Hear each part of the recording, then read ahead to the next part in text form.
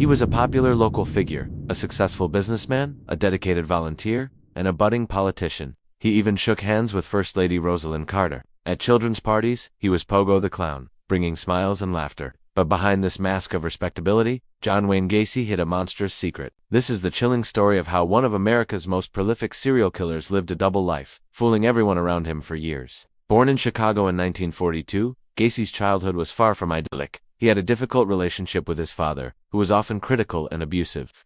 As a young man, Gacy tried to build a conventional life. He married, had children, and became a respected manager of several Kentucky Fried Chicken restaurants in Iowa. He was active in the community, seen as a model citizen, but this carefully constructed facade began to crumble. In 1968, he was convicted of a serious crime against a teenage boy and sentenced to 10 years in prison. Shockingly, he was paroled after just 18 months, a decision that would have devastating consequences. After his release, Gacy returned to the Chicago area and started over. He remarried and launched his own successful contracting business, PDM Contractors. He became heavily involved in local politics, even serving as a precinct captain for the Democratic Party. It was during this time he created his clown persona, Pogo, volunteering at hospitals and entertaining at children's events. He was the man everyone knew and liked, the friendly neighbor, the helpful contractor. No one could have suspected the darkness lurking just beneath the surface. His friendly demeanor was a calculated disguise, a tool he used to gain trust and lure his victims. The disappearances began in the early 1970s.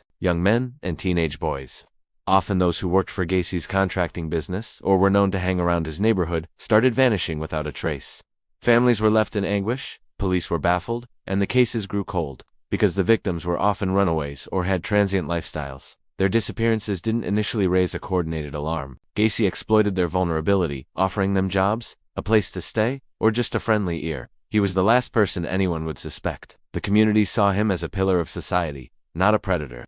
The turning point came in December 1978 with the disappearance of 15-year-old Robert Piest. Piest was last seen talking to Gacy about a potential construction job. Unlike many of the previous victims, Piest was from a stable, loving family who immediately sounded the alarm. He had told his mother he was meeting with a contractor, and when he didn't return, she knew something was terribly wrong. The police investigation into Piest's disappearance finally led them to John Wayne Gacy's doorstep at 8213 West Somerdale Avenue in suburban Norwood Park. At first, Gacy was cooperative, charming, and confident. He denied any involvement, playing the part of the wrongly accused, helpful citizen. But detectives were persistent. They obtained a search warrant for his home. Initially, they found items belonging to other missing boys, but no direct evidence of a crime. However, a strange foul odor permeated the house, particularly from the crawl space. Gacy dismissed it as moisture and dead rodents. The detectives weren't convinced. One investigator, noticing Gacy's shoes were caked with mud and lime, a substance often used to mask the smell of decomposition, knew they were on the right track.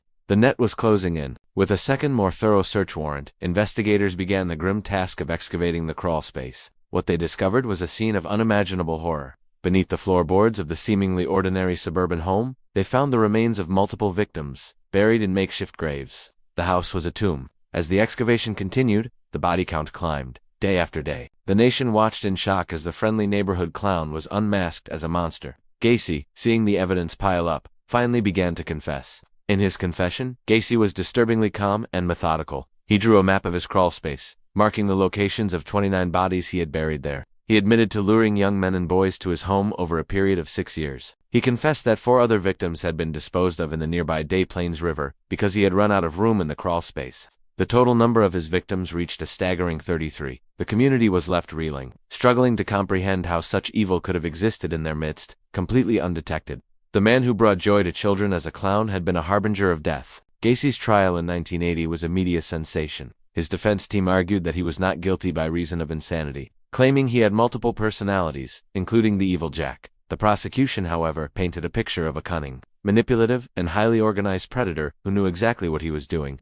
They argued that his meticulous planning and the steps he took to conceal his crimes proved he was sane. After a lengthy trial, the jury agreed with the prosecution. John Wayne Gacy was found guilty of 33 counts of murder and sentenced to death. Gacy spent 14 years on death row. During that time, he showed little remorse, often boasting about his crimes and playing games with the media and law enforcement. He took up painting, frequently creating portraits of clowns, including unsettling self-portraits as Pogo. These paintings became macabre collector's items. His final words before his execution by lethal injection in 1994 were reportedly, "Kiss my ass." To the very end, he remained defiant and unrepentant. The case of John Wayne Gacy left an indelible scar on the American psyche. It shattered the illusion of safety in suburbia and forever changed our perception of stranger danger. It taught us that monsters don't always look like monsters. Sometimes, they look like the friendly neighbor, the community volunteer, or even a smiling clown. The story serves as a terrifying reminder to always trust our instincts and to look beyond the surface. It honors the memory of the 33 young men and boys whose lives were tragically cut short, and it stands as a testament to the tireless work of the investigators who finally brought a killer to justice. If you found this story compelling, please like this video and subscribe to our channel for more deep dives into true crime history. Thank you for watching.